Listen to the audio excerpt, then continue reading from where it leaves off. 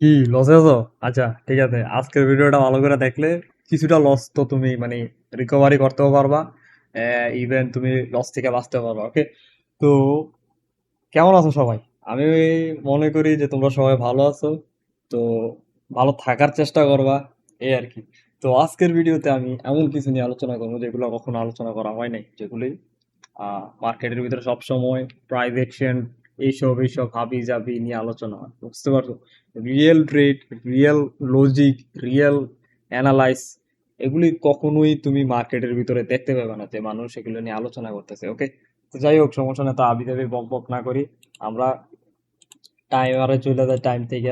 ওকে, তো অনেকদিন পরে আসছে যেহেতু, আমি কিন্তু অনেকদিন পরে ট্রেড করতেছি। তো দেখো, আমি কিন্তু কিছুদিন আগে একটা ট্রেড করছিলাম, এই যে এখানে দেখতে পাইতেছো। দশ দশে আহ, দুইটা ট্রেড করছিলাম 28 তারিখে। তারপরে আর ট্রেড করি নাই, এর আগে অনেক ট্রেড করছিলাম ফেব্রুয়ারি মাসের দিকে। অনেক দিনই গ্যাপ দিছি ট্রেডিং এর ভিতরে, বুঝতে পারছো? তো যাই হোক, সমস্যা নাই। তো এখন এই অ্যাকাউন্টের ভিতরে ফেব্রুয়ারি দিকে ট্রেড করছি আর কি। আমার অনেকগুলো অ্যাকাউন্ট আছে, প্রায় 3টা 4টার উপরে অ্যাকাউন্ট আছে, বুঝতে পারছো? তো যাই হোক, সমস্যা নাই। তো এখন আমরা ফোকাস করি মার্কেটের দিকে। ওকে, তো ওকে, তো আমরা এখানে কি করা যায়? তো এখানে আমরা একটা অনেকদিন পরে আসতেছি। ওকে, তো একটু রিস্ক ফ্রি। ওকে, $30 বেশি ট্রেড করা যাবে না। ওকে, $30 বেশি ট্রেড করলে একটু সমস্যার দিকে ফেস করতে হবে, কারণ অনেকদিন পরে আসছে। সবচেয়ে হাই মার্কেটটা ধরি, কত নম্বরে আছে? আমরা ধরি এই যে মার্কেটটার ভিতরে। ওকে, এই মার্কেটটা না, সরি সরি, এই মার্কেটটা হলো। এই মার্কেটের কি অবস্থা দেখি। এই মার্কেটের একটু অবস্থা খুবই খারাপ।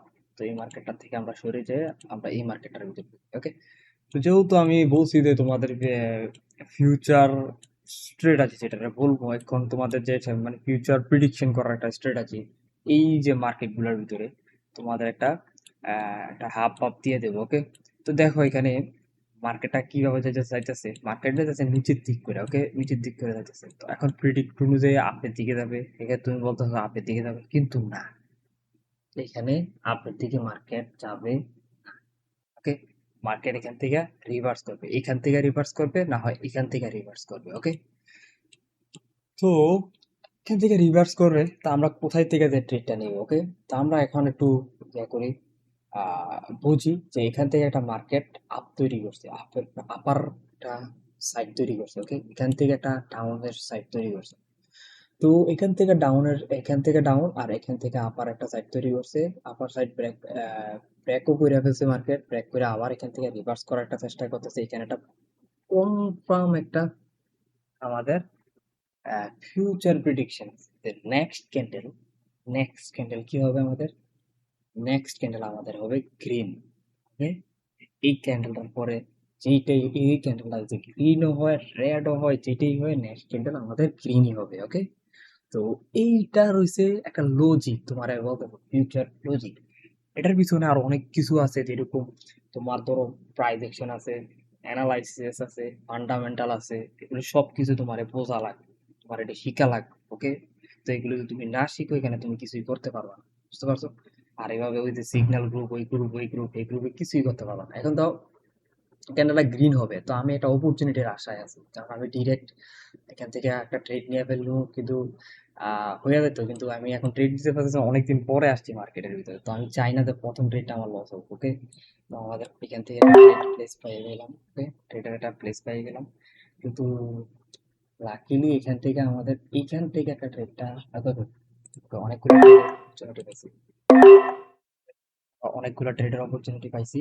তো আমাদের নেক্সট ক্যান্ডেলটা গ্রিন হবে। ওকে, এটা আমাদের প্রিডিকশন, একেবারে কনফার্ম ফিউচার প্রিডিকশন যেটা বলি আমরা। ওকে, তো এখানে কোনো প্রকার হ্যাসেলফ্রি হওয়ার দরকার নাই। আমাদের যেহেতু প্রথম দিনে ট্রেডে আমরা একটা একটা বড় একটা অ্যামাউন্ট নিয়ে যাওয়ার চেষ্টা করবো, দেখি এখানে কি আসে ফলাফল। আই থিঙ্ক সো এখানে ম্যানিপুলেশন কমপ্লিটেড টার্ন করতে পারে নাকি না। ওকে, ওকে, ফিউচার প্রিডিকশন এটারে বলে। ওকে, তো আমরা দেখতে পাইতেছি যে আমাদের প্রফিট এসে গেছে। ওকে, এইভাবে ট্রিট করা লাগবে, এইভাবে তোমার বোঝা লাগবে মার্কেটে যে ট্রেডটা নিবা ওই ট্রেডটা তোমার প্রফিট হবে কি না। ওকে, তো এখন তুমি বলতে পারো যে আচ্ছা ভাইয়া আমি তো একটা ট্রেড নিয়ে ফেললাম, তো ট্রেডটা নেওয়ার পরে এখন কাহিনীটা কি হতে পারে সামনে। ওকে, ঠিক না, তোমার মাথার ভিতরে বুঝতে করতেছে না, এরপর এখন তোমার প্রফিট হয়ে গেছে, এরপর আমার কি করতে হবে? এরপর কিছুই না, বড় অ্যামাউন্টের ট্রেড হয়ে গেলে তুমি ট্রেড কোয়াইট করে দিবা। আর তুমি বেশি প্রো, নিজের তুমি বেশি মানে অ্যাজ এ প্রফেশনাল দাবি করো, প্রো হিসেবে দাবি করো, মানে উইন্ডোজ প্রো হতো না, উইন্ডোজ প্রো এগুলো এগুলো মনে করো না যে উইন্ডোজ লোকাল থেকে নর্মাল উইন্ডোজ থেকে নর্মাল উইন্ডোজ প্রো হইতে চাও, দেন তুমি একটা রিস্ক নিতে পারো, নেক্সট 3টা 4টা ট্রেড নিতে পারো। ওকে, এইসব জায়গার ভিতরে, কারণ এটা তুমি একটা অলরেডি মাথার ভিতর ভয়ানক একটা প্রেশার নিয়ে ফেলছো। এখন তোমার ইমোশন ঠিক থাকবো না, এখন তোমার সাইকোলজিও ঠিক থাকবে না। এইসব ক্ষেত্রে আমি কি করি, আমি 3টা 4টা ট্রেড নিয়ে ফেলি এক ক্যান্ডেলে, 3টা 4টা ট্রেড নিয়ে সেরা ট্রেড মানে ট্রেড ক্লোজ, সব ক্লোজ, এবং আমি আবার ঘুমাইতে চলে যাই। এই যে দেখো আমার প্রফিট রেডি, আজকে 7 তারিখ। তো আমি আলহামদুলিল্লাহ, ওকে, আল্লাহ, আর কি, আল্লাহ হাফেজ, টেলিগ্রাম গ্রুপে জয়েন হয়ে যাবা, আর এতটুকু, ওকে।